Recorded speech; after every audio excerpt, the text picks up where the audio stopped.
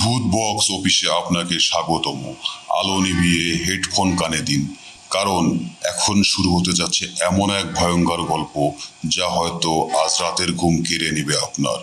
তাহলে বন্ধুরা, শুরু করা যাক। প্রিয় শ্রোতা বন্ধুরা, আজকে আরও একটি ভয়ানক গল্প নিয়ে আপনাদের মাঝে চলে এলাম। আজকের গল্পের নাম রাত ৩টায় থানায় এসেছিল যে অদ্ভুত অভিযোগকারী।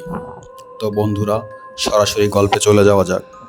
রাত ঠিক ৩টা, বাইরে প্রচণ্ড ঝড়, আকাশে একের পর এক বজ্রপাত হচ্ছে। উপজেলার ছোট্ট চন্দ্রপুর থানা প্রায় ফাঁকা। ডিউটিতে ছিলেন মাত্র ৩জন পুলিশ সদস্য, duty officer SI Arif Hossain, constable Mizan আর সেন্ট্রি জসিম। ঘড়ির কাঁটা যখন রাত ৩টা ছিল, তখন হঠাৎ থানার প্রধান গেটের সামনে একটি পুরনো সাইকেল এসে থামলো। ঝড়ের রাতে এত দূর থেকে কেউ থানায় এসেছে, এটা ভাবতেই অবাক লাগলো। সেন্ট্রি জসিম টর্চ নিয়ে এগিয়ে গেল, দেখলো প্রায় ৭০ বছরের এক বৃদ্ধ, পরনে ভেজা সাদা পাঞ্জাবি, মাথায় পুরনো টুপি, হাতে একটি কাপড়ের ব্যাগ। কিন্তু আশ্চর্যের বিষয়, এত বৃষ্টির মধ্যেও তার শরীর এক ফোঁটা পানিও নেই।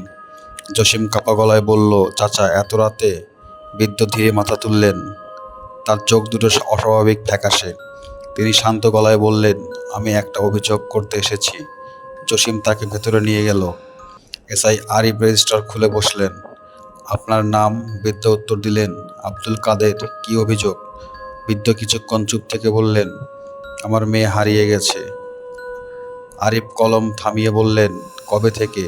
৫ দিন। নাম মারিয়া, বয়স ১৮। সব কিছু স্বাভাবিক লাগছিল, কিন্তু বৃদ্ধের কণ্ঠে এমন এক অদ্ভুত শীতলতা ছিল যা পুরো ঘরের পরিবেশ বদলে দিচ্ছিল। আরিফ অভিযোগ লিখতে বললেন, আপনার ঠিকানা? বৃদ্ধ বললেন, চর নীলাঞ্জনা। আরিফ ভ্রু কুঁচকে তাকালেন, চর নীলাঞ্জনা? হ্যাঁ। পাশে বসা কনস্টেবল মিজান হঠাৎ মাথা তুলে তাকালো, তার মুখ ফ্যাকাশে। সে আস্তে করে আরিফকে বলল, স্যার, চর নীলাঞ্জন তো ২০ বছর আগে নদীর ভেঙে গেছে। ঘরের ভেতর হঠাৎ নীরবতা নেমে এলো। বৃদ্ধ যেন কিছুই শুনলেন না, শুধু শান্তভাবে বসে রইলেন। আরিফ বিষয়টি এড়িয়ে গিয়ে বললেন, আপনার মোবাইল নম্বর? বৃদ্ধ হালকা হাসলেন, আমার কোনো ফোন নেই। জাতীয় পরিচয়পত্র? নেই। কোনো ছবি এনেছেন? বৃদ্ধ ধীরে ধীরে ব্যাগ খুললেন, ভেতর থেকে একটি পুরনো সাদা কালো ছবি বের করলেন। ছবিতে একটি কিশোরী মেয়ে, মুখে মিষ্টি হাসি। ছবির নিচে লেখা মারিয়া ২০০৪। ছবিটি হাতে নিয়ে আরিফের শরীর কেঁপে উঠল, কারণ ছবির পেছনে লাল কালি দিয়ে লেখা, যদি এই ছবি থানায় পৌঁছায় তাহলে বুঝবে আমি আবার এসেছি। আরিফ বিস্ময়ে বৃদ্ধের দিকে তাকালেন, কিন্তু সামনের চেয়ারটি খালি, বৃদ্ধ নেই। কেউ তাকে বের হতে দেখেনি।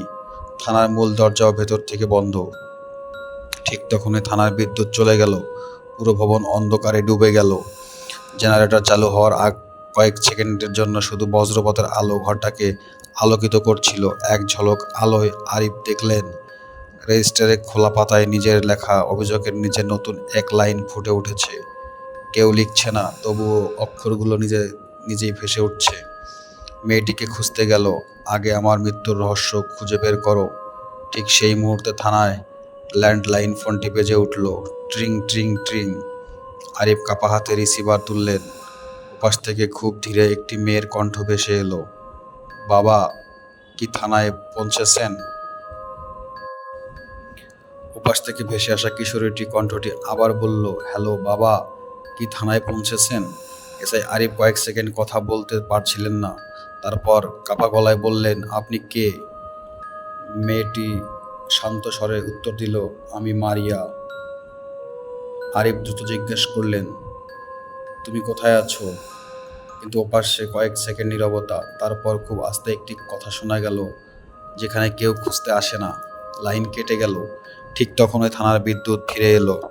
ঘরের আলো জ্বলে উঠতেই সবাই একে অপরের মুখের দিকে তাকালো। কনস্টেবল মিজান ফিসফিস করে বলল, স্যার, বৃদ্ধ লোকটা কোথায় গেল? সিসিটিভির কন্ট্রোল রুমে গিয়ে ফুটেজ দেখা গেল, রাত ২টা ৫০ থেকে ৩টা ১৫ পর্যন্ত ভিডিও ঠিক আছে। গেট দেখা যাচ্ছে, বৃষ্টি দেখা যাচ্ছে, সেন্ট্রি জসিম দেখা যাচ্ছে, কিন্তু কোনো বৃদ্ধকে দেখা যাচ্ছে না। এমনকি জসিম যখন বৃদ্ধকে ভেতরে নিয়ে আসছিল, ফুটেজে দেখা যাচ্ছে জসিম একাই হাঁটছে, যেন তার পাশে কেউ ছিলই না। জসিম ভিডিও দেখে ঘামতে শুরু করলো। না স্যার, আমি একা ছিলাম। আমি নিজে ওনাকে নিয়ে এসেছি, কিন্তু ভিডিও অন্য কথা বলছে। আরিফ আবার অভিযোগের রেজিস্ট্রিটা খুললেন। মাত্র কয়েক মিনিট আগে যেখানে তিনি অভিযোগ লিখেছেন, সেখানে এখন এক ফোঁটা কালিও নেই। পুরো পাতা সাদা, শুধু নিচের দিকে লাল অক্ষরে লেখা, পুরনো রেকর্ড দেখো। থানায় স্টোর রুমে প্রায় 30 বছরের পুরনো রেজিস্ট্রেশন রাখা ছিল। ধুলোমাখা কাঠের আলমারি খুলে কনস্টেবল মিজান 2004 সালের রেকর্ড বের করলো। পাতা উল্টাতে উল্টাতে হঠাৎ আরিফ থেমে গেলেন। একটি জিডি, তারিখ 17 জুলাই 2004। অভিযোগকারীর নাম আব্দুল কাদের, বিষয় আমার মেয়ে মারিয়া নিখোঁজ। আরিফের শরীর ঠান্ডা হয়ে গেল। এটা তো ঠিক সেই অভিযোগ, কিন্তু আরও ভয়ঙ্কর বিষয় ছিল নিচে লেখা তদন্ত কর্মকর্তার মন্তব্য। অভিযোগকারী থানায় আসার 3 দিন আগেই সড়ক দুর্ঘটনায় মারা গেছেন। ঘরের সবাই স্তব্ধ। ঠিক তখনই থানার বাইরে বজ্রপাত হলো। পুরো ভবন কেঁপে উঠল। একজন কনস্টেবল দৌড়ে এসে হাঁপাতে হাঁপাতে বলল, স্যার, বাইরে একটা সাইকেল পড়ে আছে। সবাই বেরিয়ে গেল। থানার গেটের সামনে সত্যি একটি পুরনো কালো সাইকেল, হ্যান্ডেলে মরিচা, বাতাসে চাকার বাতাস নেই। সিট ছিঁড়ে গেছে, মনে হচ্ছে বহু বছর ধরে কেউ চালায়নি। কিন্তু হ্যান্ডেলের সঙ্গে বাঁধা আছে একটি কাপড়ের ব্যাগ, ঠিক সেই ব্যাগে যেটা বৃদ্ধর হাতে ছিল। ব্যাগ খুলতেই ভেতর থেকে বের হলো একটি পুরানো টর্চ, একটি তসবি, মারিয়া ছোটবেলার একটি ছবি আর একটি ভাঁজ করা চিঠি। চিঠির কাগজ হলুদ হয়ে গেছে। আরিফ ধীরে ধীরে খুলে পড়তে শুরু করলেন। প্রথম লাইনে লেখা, যদি এই চিঠি কোনো পুলিশ অফিসারের হাতে পৌঁছায় তাহলে বুঝবেন আমি আর বেঁচে নেই। চিঠির শেষ লাইন পড়তে আরিফের বুক কেঁপে উঠল। মারিয়াকে কেউ অপহরণ করেনি, ওকে থানার পাশের পুরনো নীলকুঠির নিচে লুকিয়ে রাখা হয়েছে। ঠিক তখনই থানার ল্যান্ডলাইন আবার বেজে উঠল, ট্রিং ট্রিং ট্রিং। এবার কেউ ফোন ধরার আগেই ফোনটি নিজে থেকেই রিসিভ হয়ে গেল। স্পিকারে ভেসে এলো সেই বৃদ্ধর কণ্ঠ, তাড়াতাড়ি করো, আজ রাত শেষ হওয়ার আগেই ওকে খুঁজে বের করতে হবে, নইলে আগামী বছর আমাকে থানায় আসতে হবে। কথা শেষ হতে লাইন কেটে গেল। ঠিক সেই মুহূর্তে থানার দেয়ালে ঝোলানো ঘড়িটি নিজে থেকেই রাত 3টা বাজতে শুরু করলো, কিন্তু বাস্তবে তখন ভোর 5:42। আর ঘড়ির কাঁটা ধীরে ধীরে উল্টো দিকে ঘুরতে শুরু করলো। থানার দেয়ালে ঝুলে থাকা ঘড়িটির কাঁটা উল্টো দিকে ঘুরছে, টিক টিক টিক করে। পুরো কক্ষ নিস্তব্ধ। এসআই আরিফ, কনস্টেবল মিজান আর জসিম, তিনজনেই ঘড়িটার দিকে তাকিয়ে আছে। হঠাৎ ঠাস, ঘড়িটির কাঁচ নিজে থেকেই ভেঙে মেঝেতে পড়ে গেল। ঠিক সেই মুহূর্তে থানার সব লাইট একসঙ্গে নিভে গেল। অন্ধকারের মধ্যে আবার সেই মেয়েটির কণ্ঠ ভেসে এলো, দেরি করবেন না, সে জেগে উঠেছে। মাত্র কয়েক সেকেন্ড পর জেনারেটর চালু হলো, আলো ফিরে এলো। আরিফ সিদ্ধান্ত নিলেন এখন ওই পুরনো নীলকুঠিতে যেতে হবে।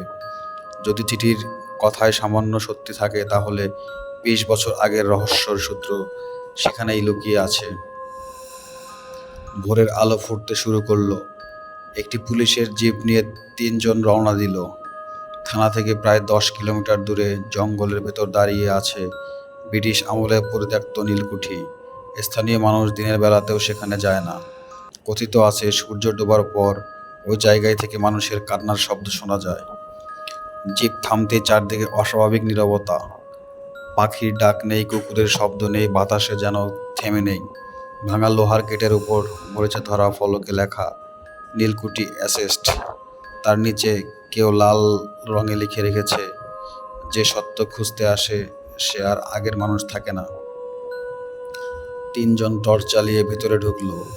বাড়ির মেঝে ধুলোয় ঢাকা, ভাঙা জানালা দিয়ে হালকা আলো ঢুকছে, দেয়ালের রং খসে পড়ছে। হঠাৎ কনস্টেবল মিজান চিৎকার করে উঠল, স্যার!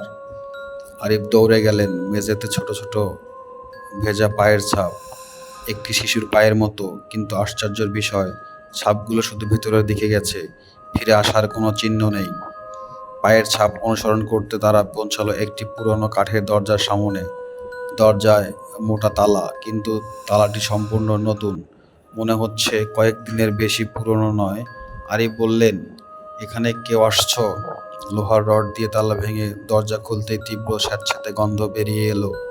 ভেতরে একটি ছোট ঘর, ঘরের মাঝখানে মরিচা ধরা লোহার খাট, এক কোণে একটি পুরনো পুতুল, দেয়ালে শিশুর হাতের আঁকা অসংখ্য ছবি। সব ছবিতে একই দৃশ্য, একজন ছোট মেয়ে আর তার পাশে লম্বা একটি মানুষ।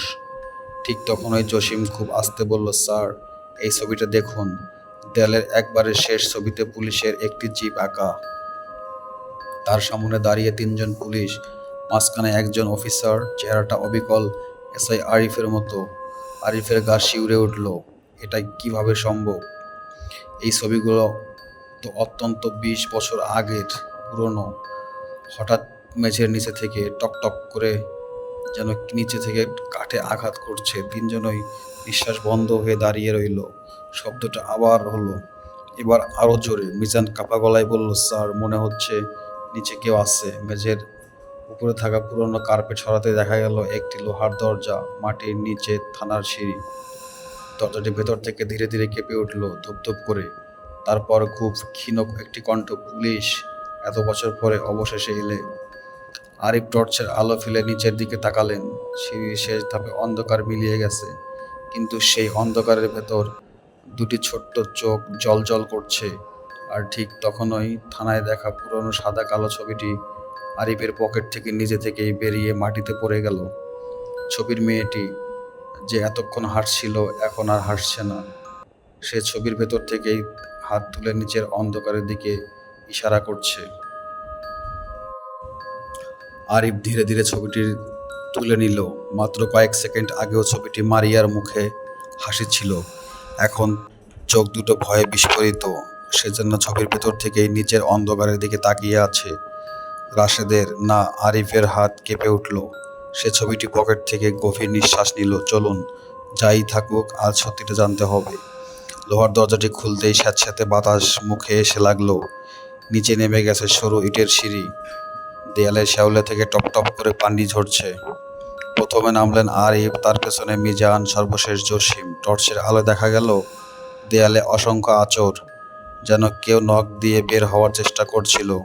প্রতিটি আঁচড়ের পাশে একই শব্দ লেখা, বাঁচাও। নিচে নেমে তারা একটি গোলকের কক্ষে পৌঁছালো। ঘরের মাঝখানে একটি পুরনো কাঠের টেবিল, টেবিলের ওপর ধুলো জমে থাকা একটি ডায়েরি আর একটি মরিচা ধরা হারিকেন। আরিফ ডায়েরিটি খুললেন। প্রথম পাতায় লেখা, আমি কেয়ারটেকার আবুল কাশেম।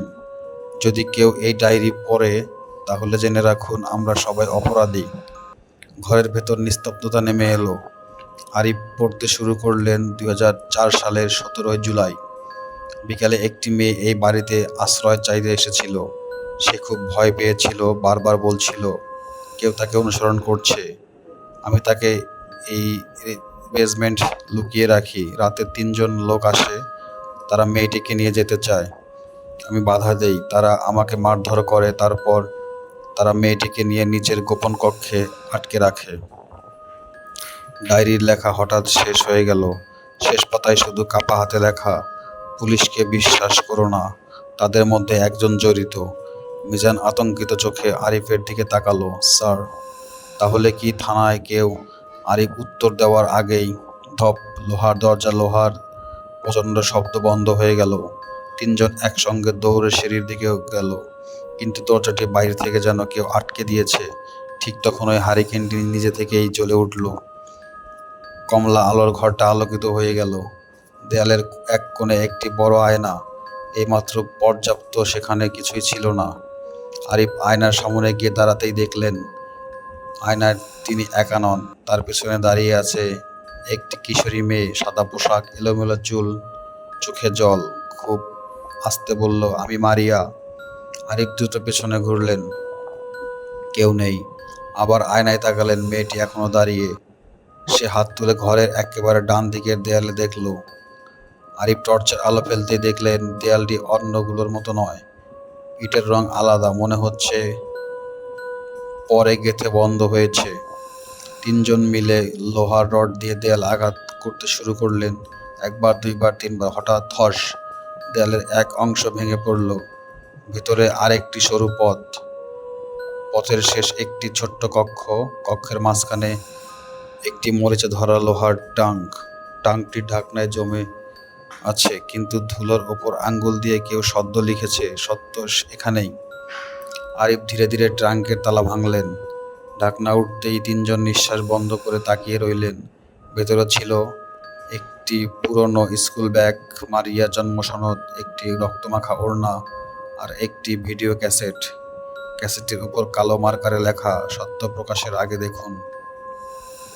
ঠিক তখন ওই পুরো বেসমেন্টে একটি ভারী পুরুষ কণ্ঠ প্রতিধ্বনিত হলো, ওটা চালিও না, সত্য জানলে তোমরা কেউ আর জীবিত ফিরতে পারবে না। টর্চের আলো কাঁপতে শুরু করলো, আর অন্ধকারের ভেতর ধীরে ধীরে এগিয়ে আসতে লাগলো একজোড়া নারী, ভারী বুটের শব্দ, ঠক ঠক ঠক। বুটের শব্দ ধীরে ধীরে কাছে আসছে, কিন্তু টর্চের আলোয় কাউকে দেখা যাচ্ছে না। আরিফ দ্রুত ট্রাঙ্কের ঢাকনা বন্ধ করলেন। মিজান ফিসফিস করে বলল, স্যার, এখানে আর এক মুহূর্ত থাকা ঠিক হবে না। ঠিক তখন ওই হারিকেনের আলো হঠাৎ নিভে গেল। পুরো বেসমেন্ট অন্ধকারে ডুবে গেল। মাত্র কয়েক সেকেন্ড পর আবার আলো জ্বলল, কিন্তু এবার তারা তিনজন ছাড়া ঘরে আর একজন দাঁড়িয়ে আছে, সেই বৃদ্ধ, সাদা পাঞ্জাবি, মাথায় টুপি, আব্দুল কাদের। বৃদ্ধ ধীরে ধীরে বললেন, ভয় পেও না, আমি তোমাদের কোনো ক্ষতি করতে আসিনি। আরিফ সাহস করে সামনে এগিয়ে গেলেন। আপনি কে? বৃদ্ধ শান্ত কণ্ঠে বললেন, আমি সেই বাবা যার অভিযোগ কেউ বিশ্বাস করেনি। তার চোখে জল চিকচিক করছিল। 20 বছর ধরে আমি শুধু একটা সত্য পৃথিবীকে জানতে চেয়েছি। আরিফ জিজ্ঞেস করলেন, মারিয়ার সঙ্গে আসলে কি হয়েছিল? বৃদ্ধ দীর্ঘশ্বাস ফেললেন, ওকে অপহরণ করা হয়নি, ও একজন অপরাধের সাক্ষী ছিল। সেই কারণেই তিনি বাক্য শেষ করার আগেই পুরো ঘর কেঁপে উঠল।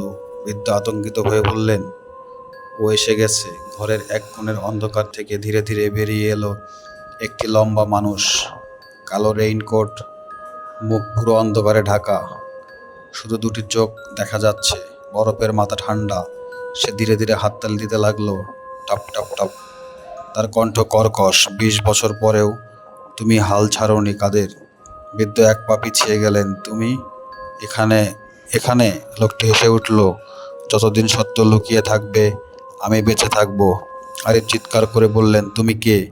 লোকটি ধীরে ধীরে রেইনকোটের পকেট থেকে একটি পুরনো পুলিশ ব্যাজ বের করলেন। ব্যাজের নম্বর প্রায় মুছে গেছে, শুধু একটি নাম পড়া যাচ্ছে, এসআই। বাকিটা রক্তে ঢেকে গেছে। লোকটি বলল, আমি একসময় এই থানার অফিসার ছিলাম, আর সেই রাতের পর আমি আর মানুষ নই। হঠাৎ পুরো বেসমেন্ট বাতাসের ঘূর্ণি উঠল। ট্যাঙ্কটি নিজে থেকেই খুলে গেল। ভিডিও ক্যাসেটটি বাতাসে ভেসে উঠল। তারপর ধীরে ধীরে ঘরের এক কোণে পুরো ভিডিও প্লেয়ার ভিতরে ঢুকে গেল। কেউ ছয়নি, তবুও টেলিভিশনের পর্দায় ঝিরঝির শব্দ। তারপর ধীরে ধীরে একটি দৃশ্য ফুটে উঠল। ভিডিওটি দেখা যাচ্ছে নীলকুঠির একই ঘর, তারিখ 17 জুলাই 2004। ক্যামেরাটি সম্ভবত লুকিয়ে রাখা ছিল। ভিডিওতে দেখা গেল মারিয়া দৌড়ে ঢুকে পড়ছে, তার মুখে আতঙ্ক। সে বারবার বলছে, ওরা আমাকে মেরে ফেলবে। কিছুক্ষণ পর দরজা ভেঙে 3 জন লোক ঢুকে পড়ল। তাদের মুখ স্পষ্ট নয়, কিন্তু একজনের পরনে পুলিশের ইউনিফর্ম, আর একজনের স্থানীয় প্রভাবশালী ব্যবসায়ী। তৃতীয় জনের মুখ পুরো দেখা যাচ্ছে না। ভিডিও হঠাৎ থেমে গেল, স্ক্রিন কালো হয়ে গেল। তারপর একটি মুখ ধীরে ধীরে ভেসে উঠল, একজন পুলিশ অফিসার, কিন্তু মুখটি এতটাই ঝাপসা যে চেনা যাচ্ছে না।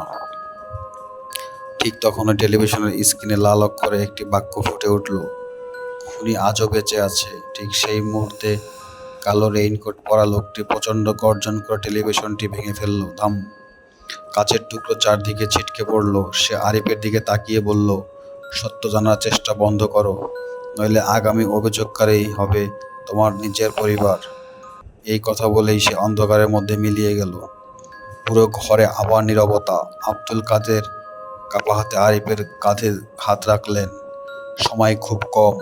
খুনির নাম জানতে হলে তোমাদের থানার পুরনো মালখানায় যেতে হবে। সেখানে একটি সিল করা ফাইল আছে, ফাইল নম্বর, তিনি বললেন, 13/2004। কথা শেষ হতেই বৃদ্ধের শরীর ধীরে ধীরে কুয়াশার মতো মিলিয়ে গেল।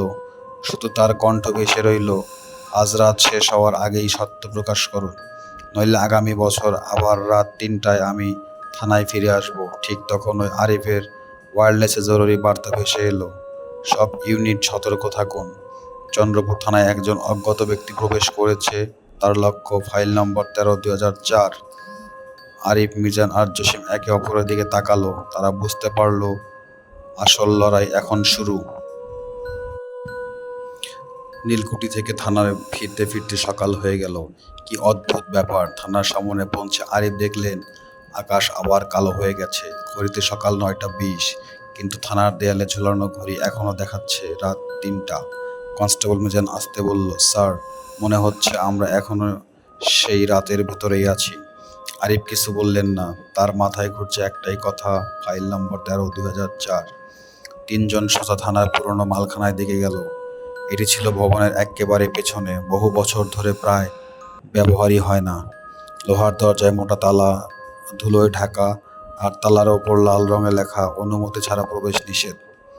মালখানার চাবি ছিল থানার প্রবীণ দারোগা আব্দুল সালামের কাছে। তিনি প্রায় 30 বছর ধরে এই থানায় কর্মকর্তা। আরিফ তার কক্ষে গিয়ে বললেন, স্যার, ফাইল 13/2004 দেখতে চাই।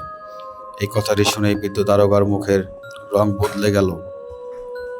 হাতের চায়ের কাপ কাঁপতে লাগলো। কয়েক সেকেন্ডের চুপ থেকে তিনি বললেন, ওই ফাইল অনেক বছর আগেই নষ্ট হয়ে গেছে।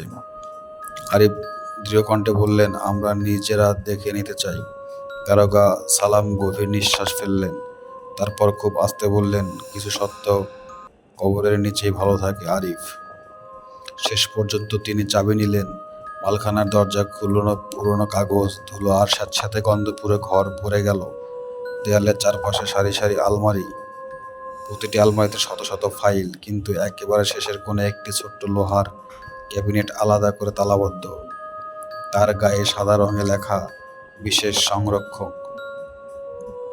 চাবি ঘোরাতেই ক্যাবিনেট খুলে গেল। ভেতরে মাত্র একটি ফাইল, ধুলো মাখা, লাল কাপড়ে মোড়ানো, উপরের দিকে বড় করে লেখা, ফাইল নং 13/2004, গোপন তদন্ত প্রতিবেদন। আরিফ কাপড় সরিয়ে ফাইল খুললেন। প্রথম পাতায় লেখা, এই ফাইল আদালতের আদেশে সিল করা হয়েছে। দ্বিতীয় পাতায় মারিয়ার ছবি, তৃতীয় পাতায় আব্দুল কাদেরের ছবি। সব ঠিকই আছে, কিন্তু চতুর্থ পাতায় এসে সবাই থমকে গেল। সেখানে 3জন সন্দেহভাজনের ছবি থাকার কথা, কিন্তু 3টি ছবির মধ্যে 2টি কেটে ফেলা হয়েছে, শুধু মাঝের ছবিটি অক্ষত। ছবির মানুষটির মুখ দেখে আরিফের বুক ধুক করে উঠল। এটা দারোগা আব্দুল সালাম, কিন্তু ছবির নিচে লেখা, সাক্ষী অভিযুক্ত নয়। ঠিক তখনই ফাইলের ভেতর থেকে একটি ছোট্ট অডিও ক্যাসেট পড়ে গেল। তার উপর লেখা, শেষ জবানবন্দি। মালখানার কোনো একটি পুরনো টেপ রেকর্ডার ছিল। আরিফ ক্যাসেটটি চালালেন। প্রথম শুধু ঝিরঝির শব্দ, তারপর একটি ভীত কিশোরীর কণ্ঠ, আমার নাম মারিয়া, যদি কেউ এই রেকর্ড শোনেন তাহলে বিশ্বাস করবেন আমি কাউকে চিনি, আমি খুনিকে দেখেছি। ঘরের সবাই নিঃশ্বাস বন্ধ করে শুনছে। মারিয়া আবার বলল, খুনি। ঠিক তখনই রেকর্ডিংয়ের প্রচণ্ড বিকট শব্দ, ঘর ঘর। ক্যাসেট আটকে গেল। তারপর একটি ভারী পুরুষ কণ্ঠ ভেসে এলো, নামটা কখনো বাইরে যেতে দেওয়া যাবে না। সঙ্গে সঙ্গে রেকর্ডিং বন্ধ। ঠিক সেই মুহূর্তে মালখানার দরজা প্রচণ্ড শব্দ বন্ধ হয়ে গেল। নাম, আলো নিভে গেল, সম্পূর্ণ অন্ধকার। কয়েক সেকেন্ড পর জরুরি লাইট জ্বলতেই তারা দেখল দারোগা আব্দুল সালাম দরজার সামনে দাঁড়িয়ে আছেন, কিন্তু তার চোখ পুরো কালো, মুখে অদ্ভুত হাসি। তিনি ধীরে ধীরে বললেন, তোমরা এমন একজনকে খুঁজছো যে 20 বছর আগে মারা গেছে। আরিফ বন্দুক বের করলেন, আপনি কি বলতে চাচ্ছেন? দারোগা সালাম শান্তভাবে উত্তর দিলেন, আমি সত্য লুকাইনি, আমি সত্যকে পাহারা দিয়ে এসেছি। তারপর তিনি নিজের পকেট থেকে একটি মরিচা ধরার চাবি বের করে আরিফের হাতে দিলেন। চাবির সঙ্গে বাঁধা একটি ট্যাগ, তাতে লেখা, প্রমাণ কক্ষ, বেসমেন্ট 2। দারোগা সালাম ফিসফিস করে বললেন, আসল সত্য থানার নিচেই লুকিয়ে আছে, আর সেখানে যে তোমাদের জন্য অপেক্ষা করছে সে মানুষ নয়। কথা শেষ হওয়ার সঙ্গে সঙ্গে থানায় পুরো ভবন কেঁপে উঠল। মালখানার মেঝের মাঝখানে একটি লুকানো লোহার দরজা ধীরে ধীরে খুলতে শুরু করলো। ভেতর থেকে ঠান্ডা বাতাস বেরিয়ে এলো, আর সেই অন্ধকারে গভীর থেকে ভেসে এলো একটি শিশুর কান্না। মালখানার মেঝের মাঝখানে লুকানো লোহার দরজাটি ধীরে ধীরে পুরোপুরি খুলে গেল। ভেতর থেকে এমন ঠান্ডা বাতাস বেরিয়ে এলো যেন বহু বছর ধরে সূর্যের আলো সেখানে পৌঁছায়নি। আরিফ টর্চের আলো ফেলতেই দেখা গেল সরু কনক্রিটের সিঁড়ি, দেয়ালের গায়ে বড় অক্ষরে লাল রঙে লেখা প্রমাণ কক্ষ বেসমেন্ট 2। তার নিচে আরও একটি সতর্কবার্তা, এখানে সত্যকে বন্দি রাখা হয়েছে। আরিফ সামনে এগিয়ে গেলেন, পেছনে মিজান আর জসিম। প্রতিটি ধাপ নামার সঙ্গে সঙ্গে থানার উপরের শব্দ মিলিয়ে যেতে লাগলো, টপ টপ টপ, পানি ছাড়ার শব্দ, আর দূরে কোথাও একটি শিশুর কান্না। নিচে নেমে তারা অবাক হয়ে গেল। এটা কোনো সাধারণ রেস্টুরেন্ট নয়, চারদিকে পুরনো আলমারি, প্রতিটি আলমারিতে লাল ট্যাগ লাগানো শত শত আলামত, মরিচা ধরা ছুরি, রক্তমাখা কাপড়, পুরনো রিভলভার, ভাঙা হাতঘড়ি, দুর্ঘটনায় ক্ষতিগ্রস্ত মোবাইল, যেন থানার সব অমীমাংসিত মামলার প্রমাণ এখানে জমা রেখে রাখা হয়েছে। ঘরের একেবারে মাঝখানে একটি কাচের বাক্স, আর ভেতরে একটি ছোট্ট নীল রঙের চুলের ফিতা, ফিতার নিচে লেখা আলামত নং 47, মারিয়া কাদের। মিজান আসতে বলল, স্যার, এটা তো সেই ফিতা। আরিফ মাথা নাড়ালেন। সাদা কালো ছবিতে মারিয়ার চুল ঠিক এমনই একটি ফিতা ছিল। ঠিক তখনই কাচের বাক্সটি নিজে থেকেই খুলে গেল। ফিতাটি ধীরে ধীরে বাতাসে ভেসে উঠল, তারপর সামনে থাকা অন্ধকার করিডোরের দিকে উড়ে যেতে লাগলো, যেন কাউকে পথ দেখাচ্ছে। আরিফ বললেন, ওটার পেছনে চলো। করিডোরের শেষ একটি ভারী স্টিলের দরজা, দরজায় বড় অক্ষরে লেখা সাক্ষ্য সংরক্ষণ কক্ষ। ছবিটি তালায় ঢোকাতেই দরজাটি খুলে গেল। ভেতরে মাত্র একটি টেবিল, একটি পুরনো রিল টু রিল ক্যামেরা, আর দেয়াল জুড়ে শত শত ছবি। সব ছবি একই রাতের, 17 জুলাই 2004। আরিফ একের পর এক ছবি দেখতে লাগলেন। একটিতে দেখা যাচ্ছে মারিয়া দৌড়ে থানার দিকে আসছে, আর একটি কালো জিপ তার পিছু নিয়েছে।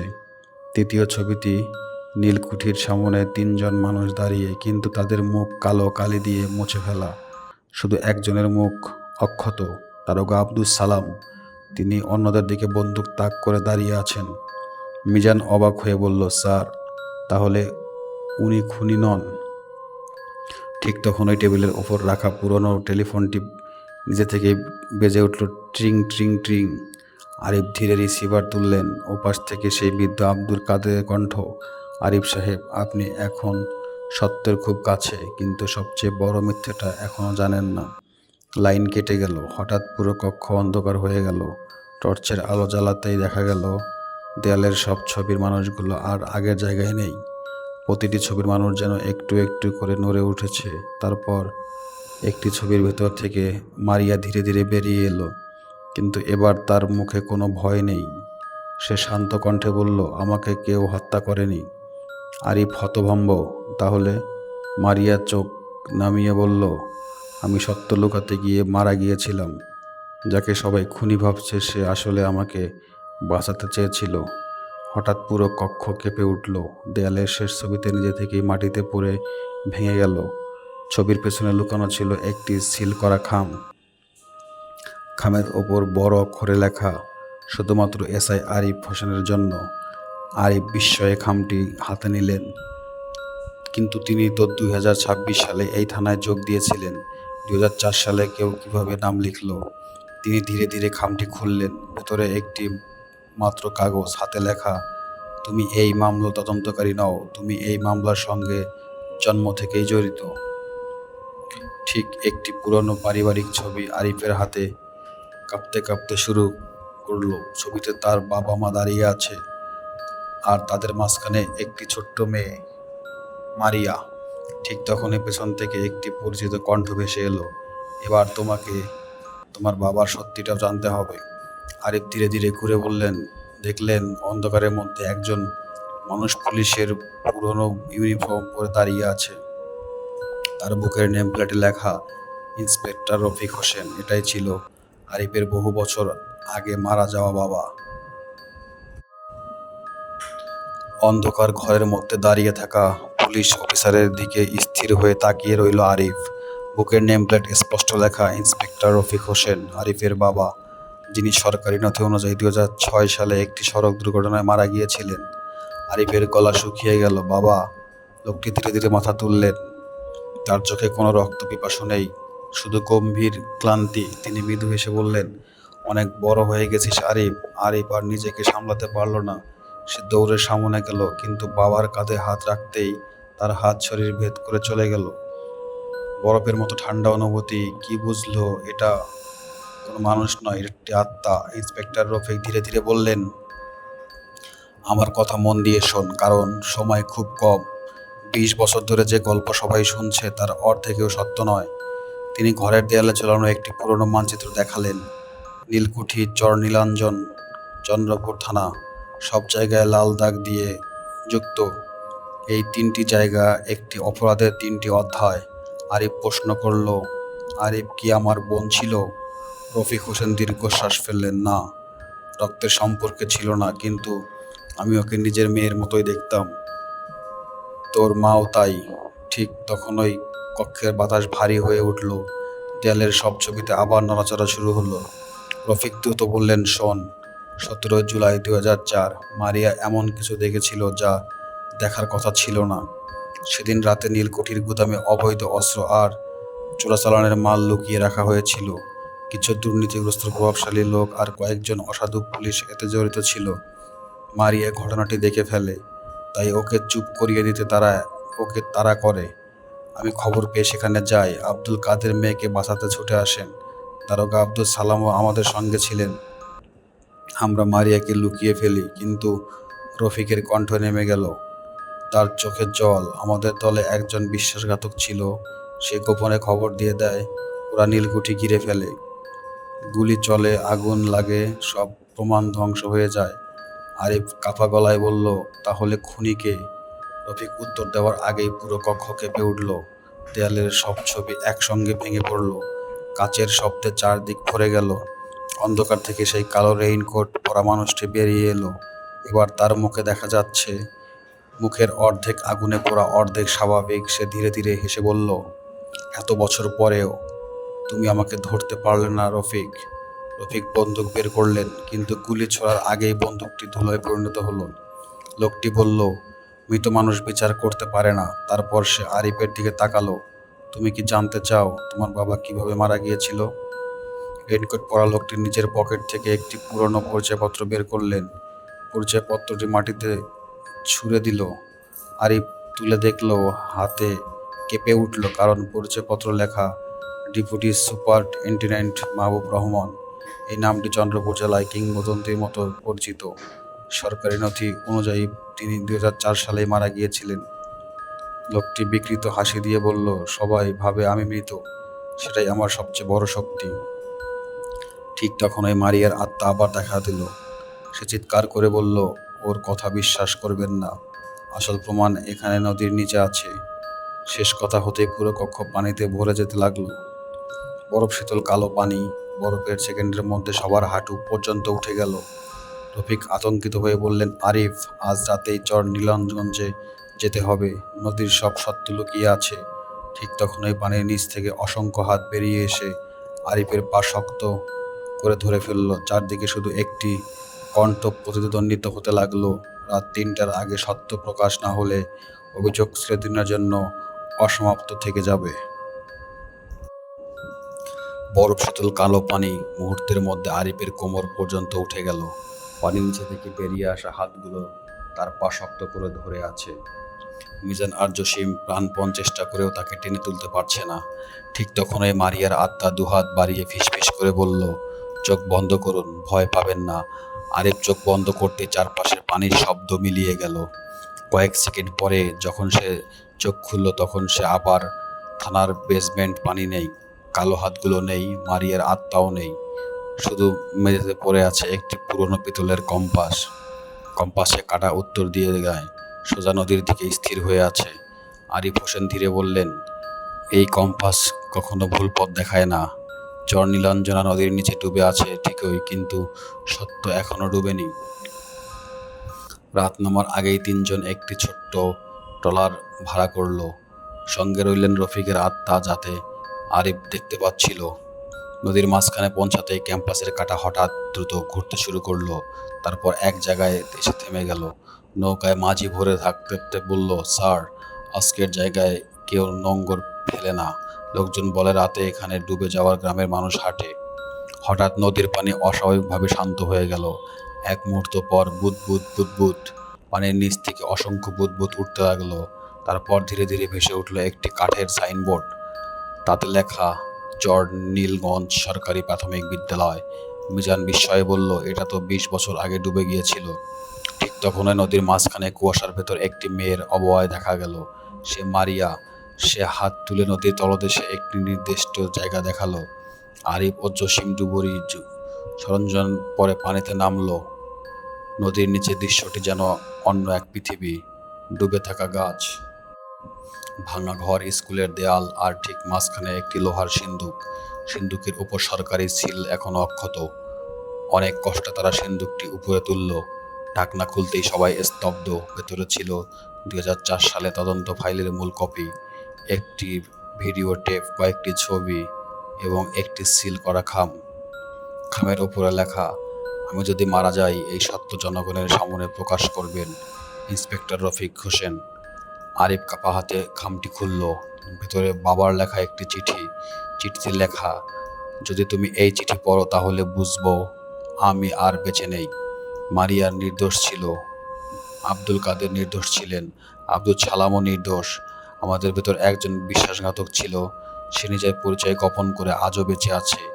চিঠির শেষ লাইনে লেখা, তার আসল নাম মাহবুব রহমান নয়, তার আসল পরিচয় লুকিয়ে আছে থানার প্রতিষ্ঠাতা ফলকে। ঠিক তখনই নদীর পানি প্রবলভাবে ঘুরতে শুরু করলো। ট্রলার দুলে উঠল। দূরে কালো কুয়াশার ভেতর থেকে সেই রেইনকোট পরা মানুষটি হাঁটতে হাঁটতে পানির ওপর এগিয়ে আসছে। সে বিকৃত হাসি দিয়ে বলল, অনেক দূর এসে চলে এসেছো আরিফ, কিন্তু শেষ সত্যটা জানার আগেই সব প্রমাণ আবার নদীর নিচে চলে যাবে। সে 2 হাত আকাশের দিকে তুলতেই নদীতে বিশাল ঘূর্ণি তৈরি হলো। সিন্দুকটি ধীরে ধীরে পানির দিকে টানতে শুরু করলো। ঠিক তখনই আরিফ হোসেন চিৎকার করে উঠলেন, আরিফ, শেষ খামটা খুলে দেখো। আরিফ দ্রুত খামের নিচে লুকিয়ে থাকা একটি পুরনো ছবি দেখা বের করলো। ছবিতে চন্দ্রপুর থানার উদ্বোধনের দিন। সামনের সারিতে কয়েকজন পুলিশ কর্মকর্তা দাঁড়িয়ে, আর একেবারে মাঝখানে হাসি মুখে দাঁড়িয়ে আছে সেই রেইনকোট পরা মানুষটি। কিন্তু তার নিচে নাম দেখে আরিফের বুক কেঁপে উঠল। নামটি ছিল প্রতিষ্ঠাতা অফিসার। ঠিক সেই মুহূর্তে ছবির নিচের অংশ ধরে পড়তে শুরু করলো। নামটি পুরো পড়ার আগেই অদৃশ্য হয়ে গেল। রেইনকোট পরা লোকটি হেসে বলল, নাম জানলেই কি সত্য জানা যায়? শেষ বিচার এখনো বাকি। নদীর মাঝখানে ঘূর্ণিটি ক্রমশ বড় হতে লাগলো। ট্রলারটি প্রচণ্ডভাবে কাঁপছে। মিজান আর জসিম প্রাণপণে সিন্দুকটি ধরে রেখেছে। আরিফের হাতে এখনো বাবার চিঠি। হঠাৎ চিঠির শেষ পাতায় অদৃশ্য কালি ধীরে ধীরে ফুটে উঠতে লাগলো। সেখানে লেখা, মানুষকে নয় সত্যকে অনুসরণ করো, তাহলেই খুনি নিজের সামনে আসবে। আরিফ চোখ তুলে রেইনকোট পরা লোকটির দিকে তাকালো। সে শান্ত গলায় বলল, তুমি এত বছর ধরে এখানে ভুলটা বাঁচিয়ে রাখো, আজ সেটা শেষ হবে। রেইনকোট পরা মানুষটি অট্ট হাসি দিল। তার শরীর থেকে কালো ধোঁয়া বের হতে লাগলো। ধীরে ধীরে তার মুখ বদলাতে শুরু করলো। কখনো সে মাহবুব রহমান, কখনো অচেনা পুলিশ অফিসার, কখনো সাধারণ মানুষের। শেষে বোঝা গেল তার কোনো নির্দিষ্ট মুখই নেই। সে যেন মিথ্যা, লোভ আর বিশ্বাসঘাতকতার প্রতীক। সে বলল, আমি একজন মানুষ নই। যখনই কেউ ক্ষমতার জন্য সত্য লুকায়, আমি জন্ম নেই। ঠিক তখনই নদীর চারপাশে সাদা আলো ছড়িয়ে পড়ল। এক এক করে আবির্ভূত হলেন আব্দুল কাদের, মারিয়া, ইন্সপেক্টর রফিক হোসেন, দারোগা আব্দুল সালাম, আর সেই মামলার সঙ্গে জড়িয়ে পড়ে নির্দোষ মানুষের আত্মা। তারা সবাই একসঙ্গে বললেন, সত্য কখনো মরে না। মারিয়া ধীরে ধীরে সামনে এগিয়ে এলো। সে রেইনকোট পরা অবয়টির সামনে দাঁড়িয়ে বলল, আমি তোমাকে ঘৃণা করি, কিন্তু তোমার মিথ্যাকে আর বাঁচতে দেব না। এই কথার সঙ্গে সঙ্গে তার হাতে থাকা নীল চুলের ফিতাটি সাদা আলোয় জ্বলতে শুরু করলো। আলোটি ধীরে ধীরে পুরো নদী ঢুকে পড়লো। রেইনকোট পরা ছায়াটি চিৎকার করে উঠল। তার শরীর থেকে কালো ধোঁয়া বের হয়ে আকাশে মিলিয়ে যেতে লাগলো। সে শেষবারের মতো আরিফের দিকে তাকিয়ে বলল, যতদিন মানুষ সত্য লুকাবে, আমি আবার ফিরে আসব। তারপর সে সম্পূর্ণ অদৃশ্য হয়ে গেল। ঘূর্ণি থেমে গেল। নদীর পানি শান্ত হয়ে এলো। দূরে ফজরের আজান শোনা গেল। মারিয়া মৃদু হেসে বাবার দিকে তাকালো। আব্দুল কাদের চোখের জল মুছে মেয়ের হাত ধরলেন। রফিক হোসেন আরিফের কাছে এগিয়ে এসে বললেন, আজ আমার অসমাপ্ত দায়িত্ব শেষ হলো। তুই একজন ভালো পুলিশ অফিসার হয়েছিস। তিনি সালাম জানালেন। আরিফও চোখ ভেজা অবস্থায় স্যালুট করলো। পরের মুহূর্তে একে একে সব আত্মা সাদা আলোয় মিলিয়ে গেল। চন্দ্রপুর থানায় পুরনো নতুন করে তদন্ত করা হয়। 2004 সালে মামলাটি আনুষ্ঠানিকভাবে পুনরায় খোলা হয়। যেসব দুর্নীতির প্রমাণ লুকিয়ে রাখা হয়েছিল সেগুলো প্রকাশ পায়। মারিয়া ও আব্দুল কাদেরকে সরকারিভাবে নির্দোষ ঘোষণা করা হয়। ইন্সপেক্টর রফিক হোসেন এবং দারোগা আব্দুল সালামকে মরণোত্তর সম্মাননা দেওয়া হয়। আর নীলকুঠির জায়গা নির্মাণ করা হয় একটি ছোট্ট স্মৃতিস্তম্ভ। তার সামনে লেখা হয়, সত্যকে দেরি করানো নয়, হারানো যায় না।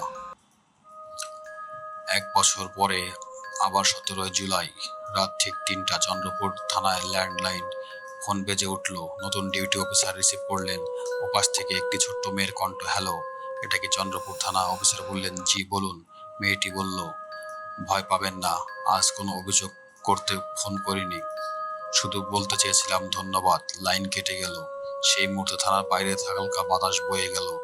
স্মৃতিস্তম্ভের সামনে রাখা সাদা ফুলগুলো নড়ে উঠল। আর থানার দেয়ালে ঝোলানো ঘড়িটি, যেটি 20 বছর ধরে প্রতি রাতে 3টায় থেমে যেত, প্রথমবারের মতো আবার স্বাভাবিকভাবে চলতে শুরু করলো, টিক টিক টিক করে। আর আজকের গল্পটি বন্ধুরা এখানেই শেষ হয়ে গেল। ধন্যবাদ। আজকের গল্প এখানেই শেষ। যদি গল্পটি ভালো লেগে থাকে তাহলে ভিডিওটি লাইক করুন, আপনার মতামত কমেন্টে জানান। আর এমন আরো ভয়ঙ্কর গল্প শুনতে ভূত বক্স অফিসকে সাবস্ক্রাইব করে পাশে থাকুন। মনে রাখবেন, ভয় কখনো গল্পে সীমাবদ্ধ থাকে না। আবার দেখা হবে পরবর্তী ভৌতিক গল্পে।